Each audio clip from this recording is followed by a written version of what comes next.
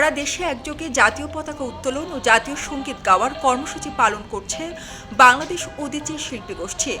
৪৮ বছর ধরে এভাবেই ঠান্ডা করে আসছে। যমুনা ফ্যান, ৫ প্রজন্মের ফ্যান। আজ ৬ সেপ্টেম্বর শুক্রবার সকাল ১০টায় ঢাকায় উদীচী চত্বরে উন্মুক্ত স্থানে এই কর্মসূচি পালন করা হয়েছে। একই সময় উদীচীর সব জেলা ও শাখা সংসদের আয়োজনে জাতীয় সঙ্গীত গাওয়ার পাশাপাশি পতাকা উত্তোলন করা হয়।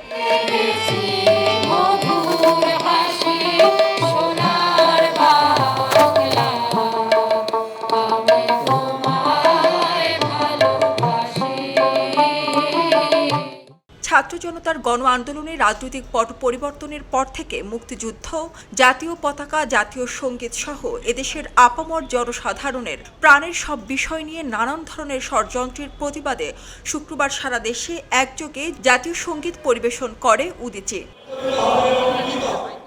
তাদের দাবি, একটি ধর্মান্ধ স্বার্থান্বেষী গোষ্ঠী ছাত্র জনতার অভূতপূর্ব গণ অভ্যুত্থানের মূল সুরকে বিকৃত করার ষড়যন্ত্রে লিপ্ত হয়েছে।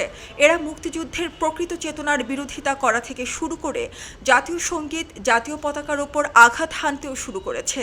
এই হীন চক্রান্তের প্রতিবাদ এবং এর সঙ্গে জড়িতদের রুখে দেওয়ার প্রত্যয় করেন তারা। মূলত সে কারণেই আজ এমন পদক্ষেপ গ্রহণ করেছে উদীচী শিল্পী গোষ্ঠী। প্রায় ২ লক্ষ মা বোনের সম্ভ্রমের বিনিময়ে অর্জিত এই স্বাধীনতা এবং আমাদের মুক্তিযুদ্ধের যে অর্জন, আমাদের জাতীয় পতাকা এবং জাতীয় সঙ্গীত, আমরা কোনোভাবেই এটিকে নস্যাৎ হতে দিতে পারি না। আমরা আমাদের মুক্তিযুদ্ধ, আমাদের সার্বভৌমত্ব, আমাদের জাতীয় পতাকা এবং জাতীয় সঙ্গীত এবং আমাদের যে সংবিধান, এই সংবিধানের কিছু জায়গাতে আরও নতুন করে ইনোভেশন হতে পারে, নতুন করে সংযোজন হতে পারে, নতুন করে কিছু কিছু জায়গায় আমরা সংযুক্তি করতে পারি, কিন্তু সেটিকে পরিবর্তন করার কথা যারা বলেন আমরা তাদেরকে ঘৃণা করি, তাদেরকে প্রত্যাখ্যান করি। ধারাবাহিকভাবে যে কর্মসূচি উদীচী প্রতি মুহূর্তে যখনই যে সংকট, যে দুর্যোগ দুর্বিপাকগুলো এসেছে, সেখানেই উদীচীর কর্মীরা তার সাংস্কৃতিক কর্মকাণ্ডের মধ্য দিয়ে রাস্তায় থেকেছে।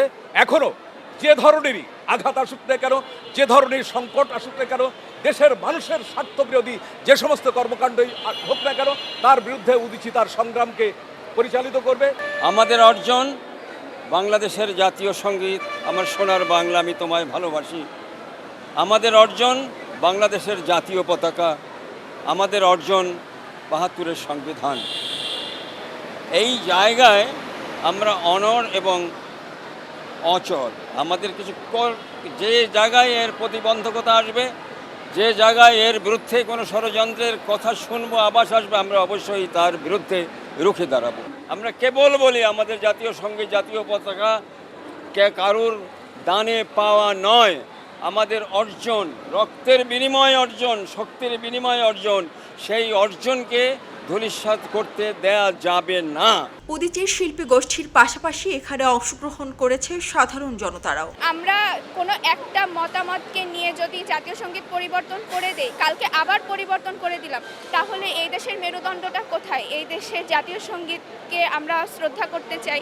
আমরা চাই যে বাংলাদেশের মানুষের মধ্যে যে জাতীয় সঙ্গীতের প্রতি ভালোবাসাটা আছে সেটা থাকুক, যুগের পর যুগ মানুষ গেয়ে আসছে, সেই জাতীয় সঙ্গীতটা থাকুক। তারা বলছেন, আমার সোনার বাংলা জাতীয় সঙ্গীতের সঙ্গে সাধারণ মানুষের যে আবেগ, ভালোবাসা ও স্মৃতি জড়িয়ে আছে তা নস্যাৎ হতে দেয়া যাবে না। এ সঙ্গীত বাঙালির মেরুদণ্ড, বাঙালির অর্জন।